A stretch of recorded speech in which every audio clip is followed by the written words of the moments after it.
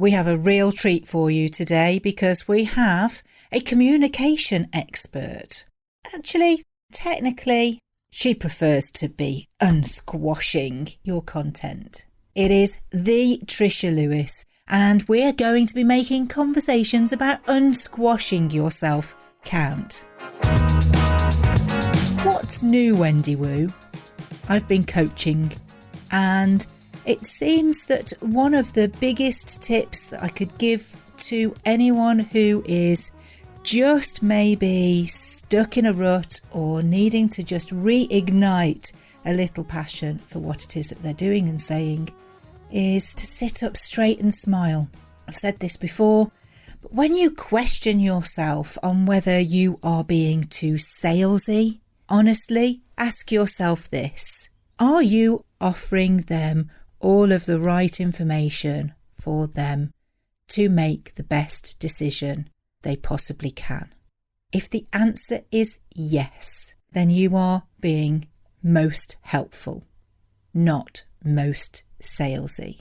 If you'd like some more tips on that, you can always book a call with me and find out more about my one-to-one power-ups or my team training sessions.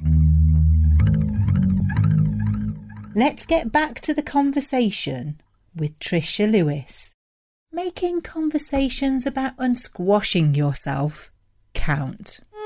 I cannot believe that I have got the Trisha Lewis, communication expert, joining me in our conversation that counts today.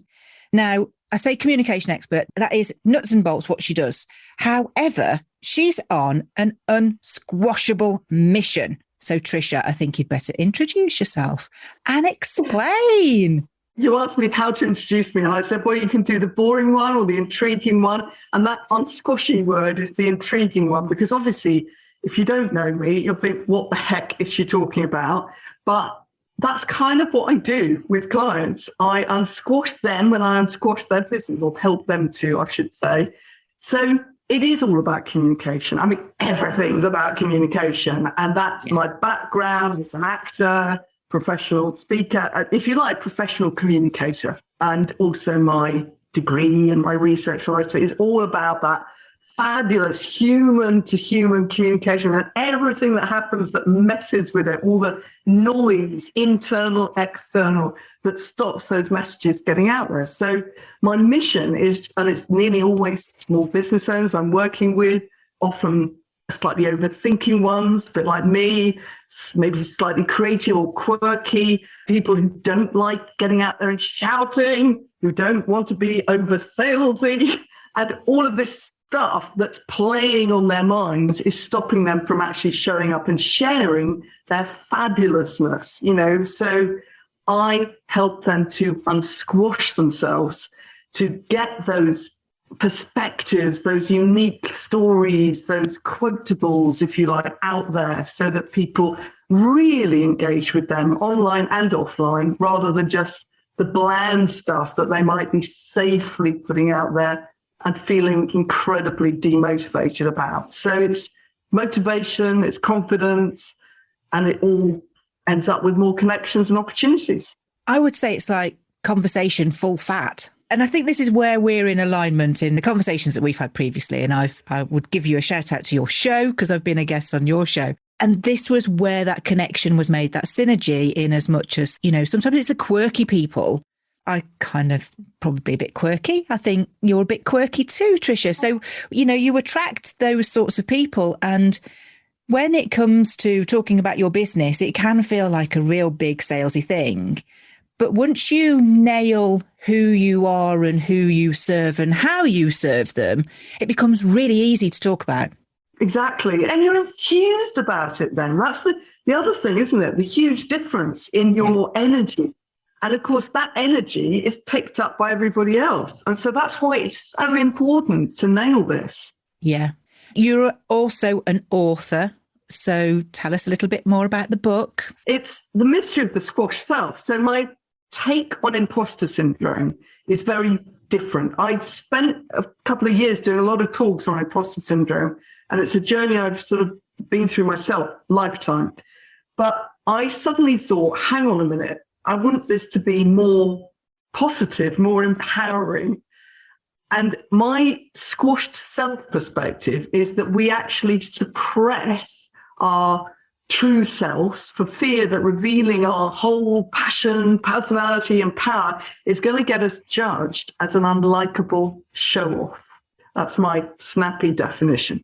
Yeah. So rather than say with imposter syndrome, you might say, I better not tap and do that because I might not be good enough. I might be found out. With this, you're saying, I could really nail that, but I better not because people might think I'm just showing off, or I'm a clever clogs, or yeah. So you start from a much more positive place. The fact of the matter is they both hold you back and put you back in your box. So they're no good, but I think it's a more positive way of looking at it. And the number of people that I've spoken to have said, oh my God, I get that. Yes, I worry about people thinking I'm showing off just because I'm going to get up and stand in front of a networking event and do a talk or put something slightly more unusual on LinkedIn. And so I sort of don't. Yeah. It's that comparisonitis that we have as well. It's a really, really bad condition if you catch it, because we all need to remember that we're each unique and stand in our own true light. So when you come from that place, some of the coaching I did last week, for example, they were like, oh, but it's really salesy and I'm not a salesperson. I'm like, you're not really selling anything. What you're actually doing is you're giving the facts about the best decision for their business. What you've just said is, in fact, because this book's, it's not just, it's very unusual. I won't go into too much detail, but it makes it real so you can spot the symptoms. So there are 8 cases of small business owners who visit Investigator Lewis. That's a story. I love that, because this is where the storytelling comes in. Yes, the storytelling, absolutely. So it really makes it real. And people say, oh my God, I so recognize that thing that I do. But it's also got actions, recommendations, and reframes. What you just said is one of the reframes, basically. You're not being salesy and showing off and trying to force people. You're giving them the gift of knowing that you're there to help them. You know, it's just a reframe. And it's that if you actually then help them, that's a win for you. It's a win for them. And it's also a win for the company. So it's a triple win. Win, win, win. Who doesn't want a triple win? So, Trisha, I mean, communication is one of those things, isn't it, that's really important. And you just referred to being judged. And yesterday you messaged me, knowing that you were coming on the show today and knowing that we use a little bit of video to promote the show. You said, oh my goodness, is this going to be too scary because you've had a procedure on your nose? And it looks really sore, I have to say, Trisha. I think, honestly, I was kind of like, I don't think it's scary. Let's turn this into a positive, which is kind of what we're all about, and say, if you've got something going on, get it checked. So tell us a little bit about your nose and how that came about.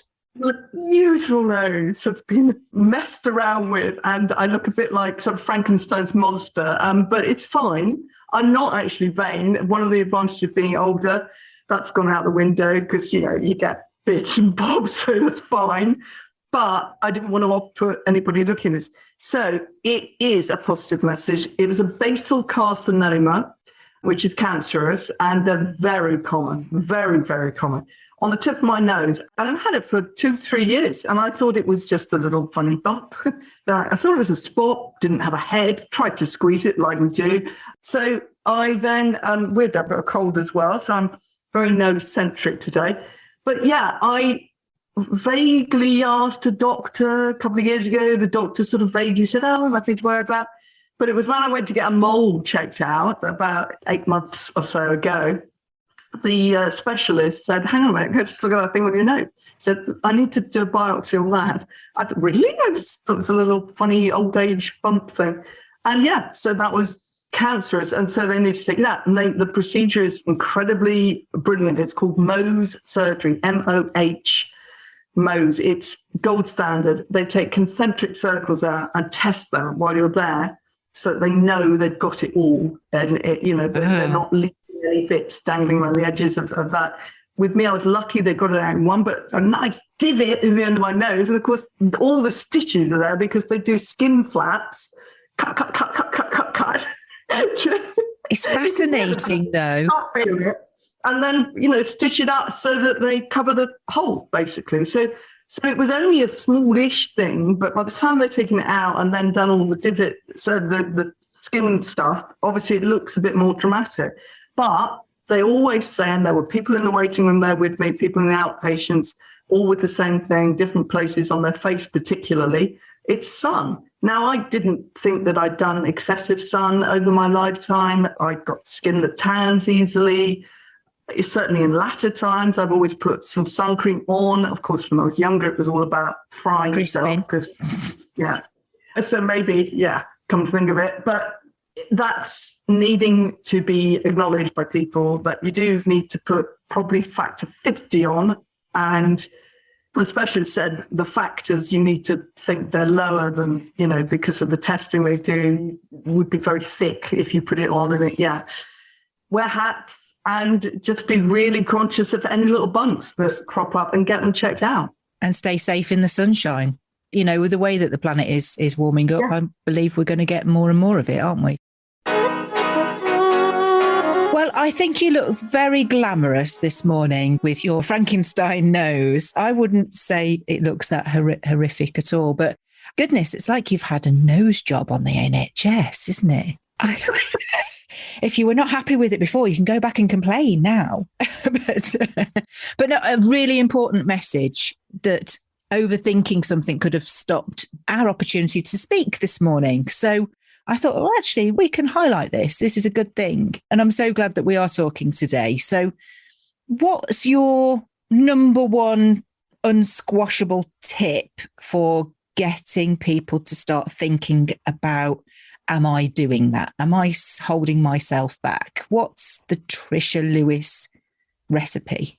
I talk about the fibs that hold us back, which actually stands for fears, illusions, and baggage. And obviously, as humans, we are surrounded by them. So from our childhood, I'm not meaning that you've got to have been terribly badly treated or anything, but it's human. We're survival instincts. We always are our own harshest critic. We veer towards the negative rather than the positive. That's a survival instinct. We've got the illusions, as in, you've got to be like this to be a successful business person. This is what this looks like, labels, assumptions. Oh my gosh, it's a bucket. So the first step absolutely is awareness, which is why in this book I've made it real so that you can laugh at it to a certain extent. But you've got to start doing the forensics. You've got to stop and pause and think, whoa. Why am I thinking that? Why am I reacting like that? Why am I getting all annoyed about this other person's website just because I think it's better than mine? Well, what's going on? Why am I saying yes when I need to say no? You've just got to stop and press pause. And that's what I did. And I know it sounds trite, but it's a habit you get into. And my husband actually once said to me, it's like, instead of now having these triggers have you go right to the bottom of the self-doubt spiral, you tip over the edge, grab on and pull yourself up really quickly. Whereas before I could get triggered by something and I could still be ruminating about it like a week later, and every moment you're spending in this negative state, you're squashing yourself, you're holding back, your body language is becoming squashed. So self-awareness. And then the reframes. Okay, if I do this, I'm worried that this will happen. Why would that happen? Okay, how about I look at it like this? If I do this, maybe that will happen. Or I've no idea what will happen. But stop making the assumption. Stop thinking you can read everybody's mind. Stop thinking that the shiny veneer that you're seeing of everybody's life is real. And just get real. Because there's no question that obviously social media is playing into the comparisonitis trap. But also I talk about the should trap. And it's really, really key to stop and question, why am I going to do this course? Why am I going to do my post using this template? Et cetera, et cetera. Because it's probably just that you think that's how it's meant to be done, because someone maybe that you see as being further into a successful business group has said that's how you do it. Every point you're forgetting is you as a unique individual. Yes. No, I totally agree. We watched the Ricky Gervais stand-up Humanity on telly over the weekend. I've got a lot of time for him and what he does. And he touches on it in his show about what he actually thinks about social media, but then he's still drawn into social media. And the way that he puts it is that we're all human and we all kind of should have left it, didn't. And this is kind of exactly what you're saying, isn't it, Trisha, is be conscious of the actions that you're taking. And sometimes I think we justify things with the wrong values behind them.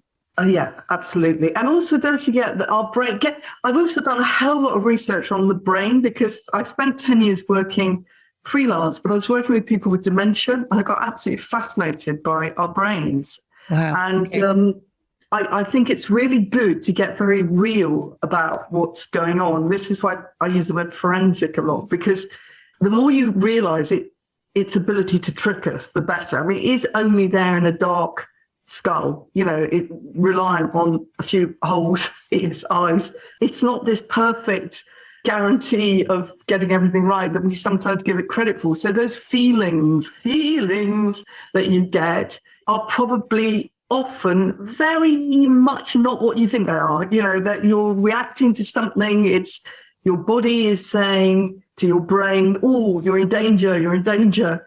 And you're not. It's just maybe you've seen somebody who looks like your ex-husband in the street, and it's set off this odd reaction in your body, which has said the message. Your brain is not thinking, oh, Trisha just seen somebody who looks like her ex-husband in the street. There's nothing to worry about, no danger here. It is simply pulling on that bodily response, that lurching stomach or whatever. Interesting that you mentioned dementia there, because last week's guest was Veronica Franklin Gould, and we talked at great length about brain health.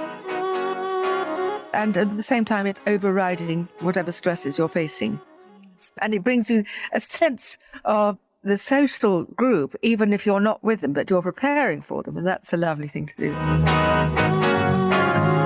And, I talked to Mike Pagan in the past about mental wealth. As a child, you do short-term thinking the whole time, because you can't see past lunchtime. You can't see past next Tuesday, whatever it is. It's not the obvious topic for a business podcast. However, when I first met Veronica, it was very closely linked to my now late mother-in-law. We were going through how to make her life better. And she didn't have dementia, but she had lots of debilitating illnesses. So we were treating similar symptoms, if you like. And for me as a business owner, it was terribly distracting having to look after somebody with those symptoms. So if, as a business owner, we can support that conversation and say, there are ways that you can help yourself and the person that is suffering, but also to help yourself longer term, to kind of head it off at the pass. Be doing something about it now while you're fit and able and mentally capable. So for me, it's almost like it should be an even bigger conversation that we're having to help us. Yeah, absolutely, Wendy. There's not this neat line between life and work, is there, for goodness sakes? No. Thing.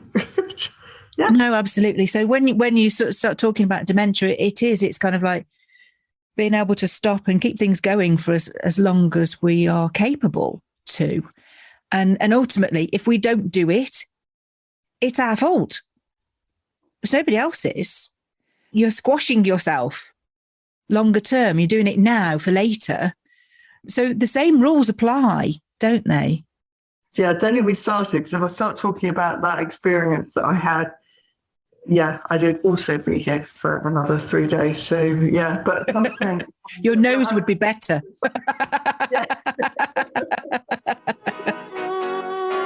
I just love the concept of unsquashing ourselves. You know, it makes me think of, you know, why we are the best kept secret, what it is that we've got to tell of ourselves. And yeah, I just think that please go and get Trisha's book. I think, you know, that has got to be. Not only that, Wendy, but I'm now officially able to divulge my TEDx talk is on this topic. And so I'm on at TEDx Northwich on April the 23rd, 2022.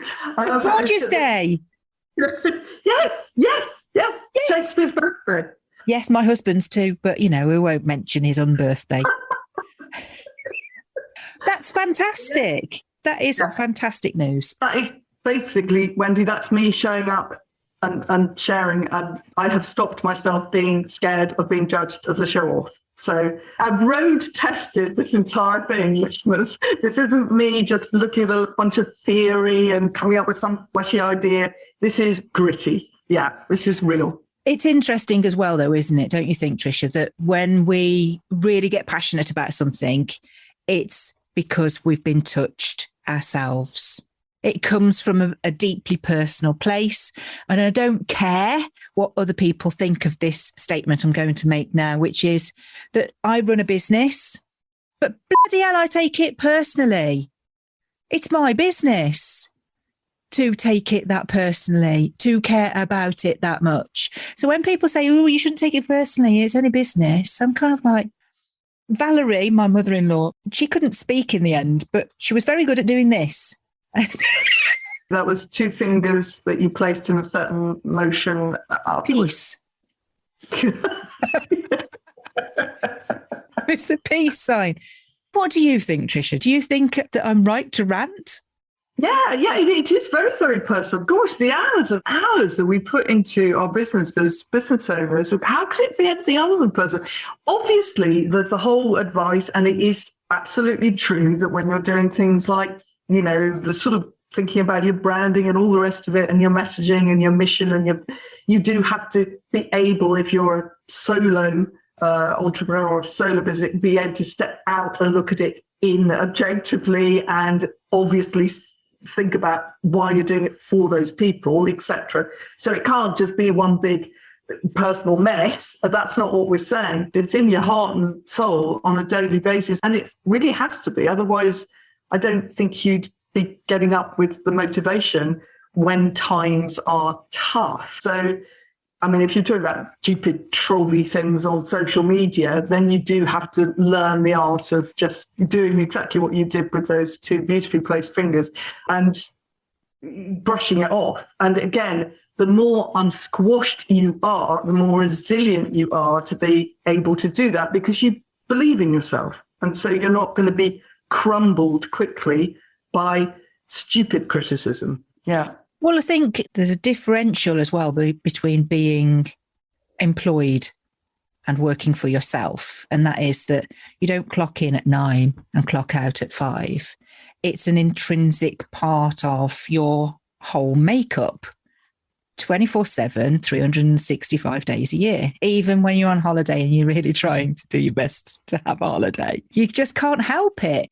But if you're going to be that connected to your business, then there are certain skills that you need to learn. And it is about making sure that you are the best version of you in your business so that whatever it is that is taking over those brain cells and that energy is all put to positive use. Thumbs up.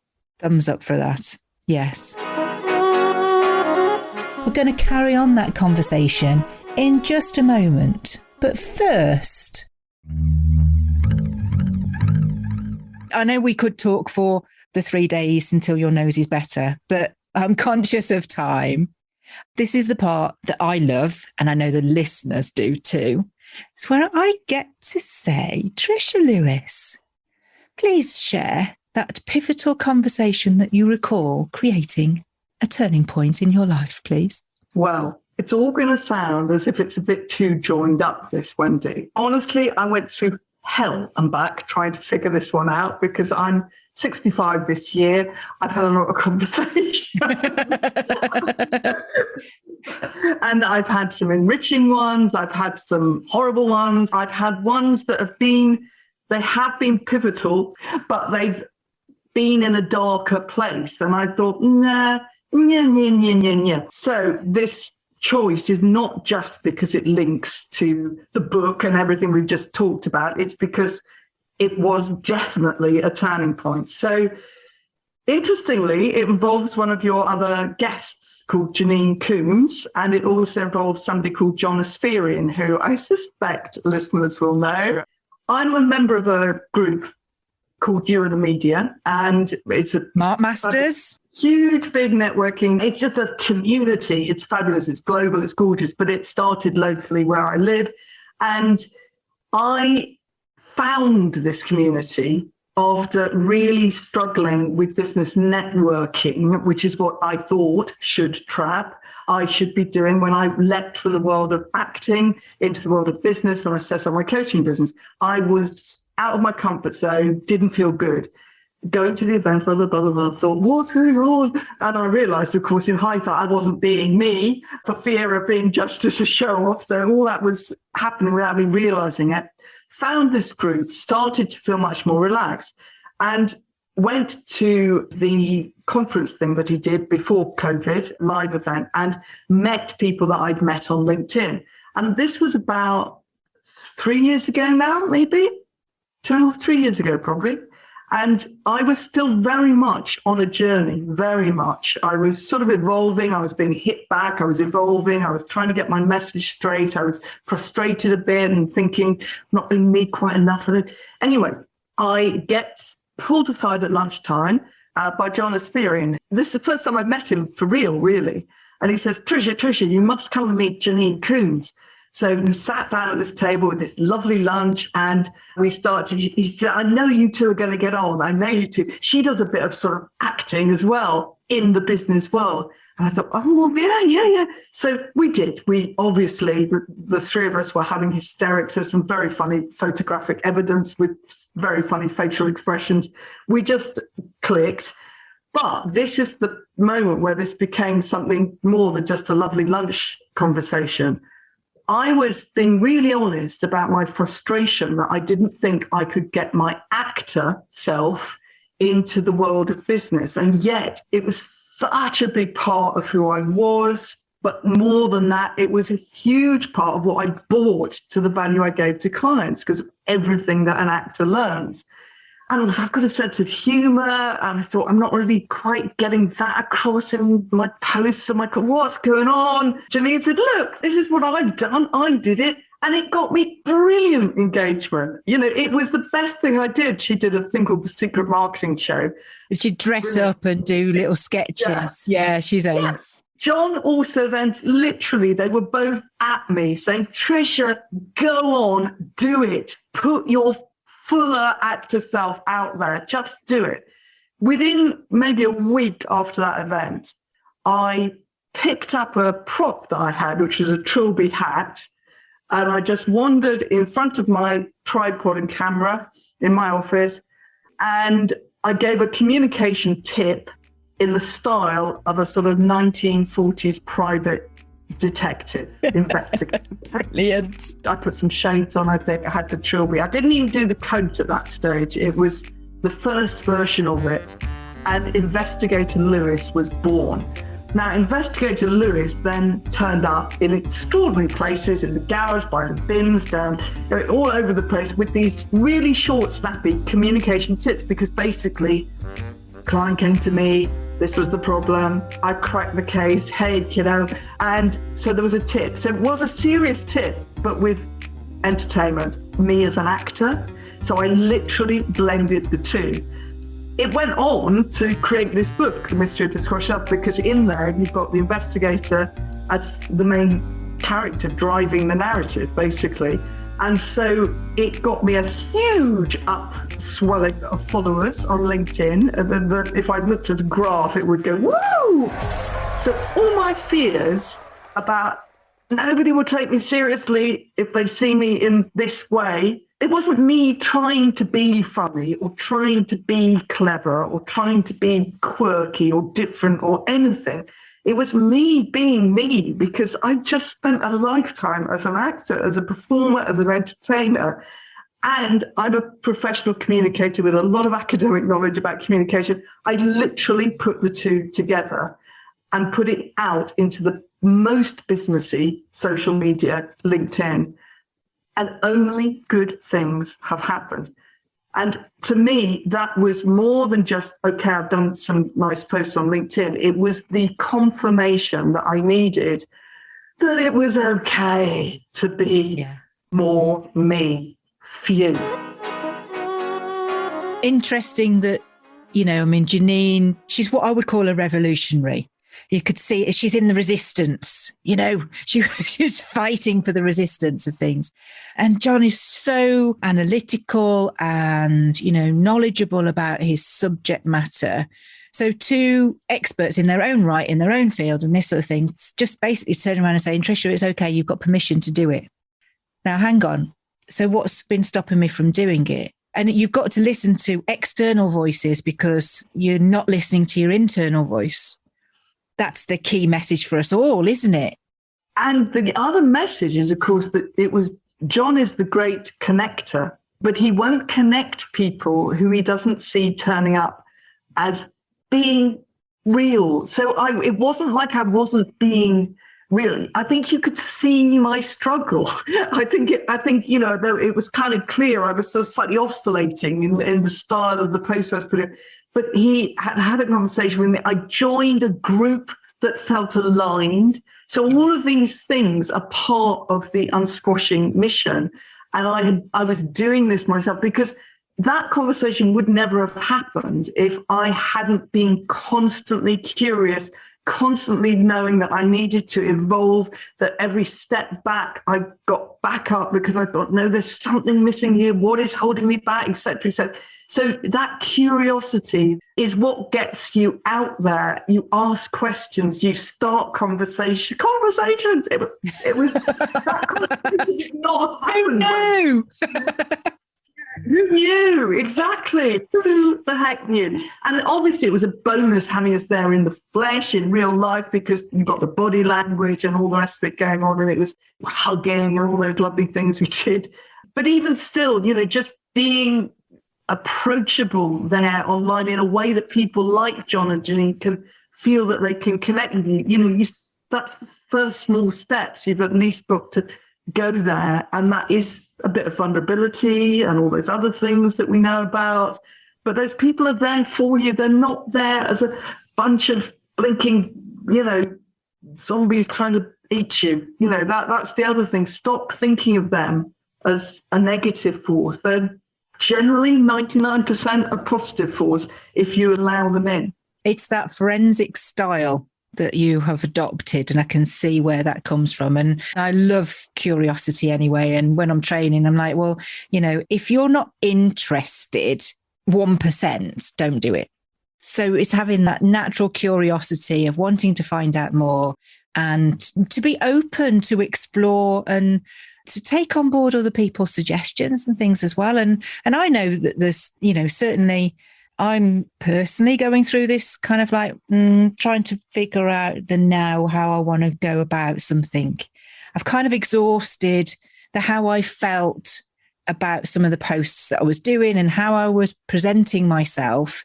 So I know that it's growing pains, and it's not just limited to being a new business or an established business or a kid of 13, these growing pains are just another layer, isn't it, of where you're going. I'll just literally give you the sentence that I was going to share of one of the slightly darker surrounding pivotal conversations, because you've literally touched on it. I have been married more than once, but my second husband, I'm now my third, okay? Most people know that. Very happy, been together for years and years. But my second husband, I'm very good friends with. But there was this moment where it was a definite tipping point where he said something like, I won't put on the northern accent, but I am who I am, and that's it. And that to me was a real clash of deep value difference, because what you've just said is how I feel, which is I am still evolving. I am still becoming, to use Michelle Obama's book title, I am still on that journey and I aim to be on it until my last breath. That's interesting because my now second husband says, I don't think I've changed. And we've been together 20 odd years. And I went, oh, yes, you have. You're just in denial. And I hope, for goodness, that I have changed. The fundamentals, I want to stay the same. Fundamentally, I want to stay the same person. But I know I have grown. And that's what we should all strive for. Because what is it they say? You're a long time dead. Learn something new every day. Embrace it. Trisha, thank you so much for sharing and for bringing Janine back into the show. I think it's great. She actually wrote the foreword in my book as well. So we're pretty much soul sisters. Yeah. And there are so many fabulous people I've met on this journey, including yourself. So thank you for having me on. No, honestly, it's been my absolute pleasure. I really do believe that listeners will get a lot out of going, I need to be asking myself some questions. So that's great. But once they've started asking those questions, it's likely that they're going to need to ask somebody. So Trisha, if they need to come find you, where's the best place for them to come find you? If you want to really get to know the sort of stuff I put out there, definitely I want you there with me on LinkedIn. Okay.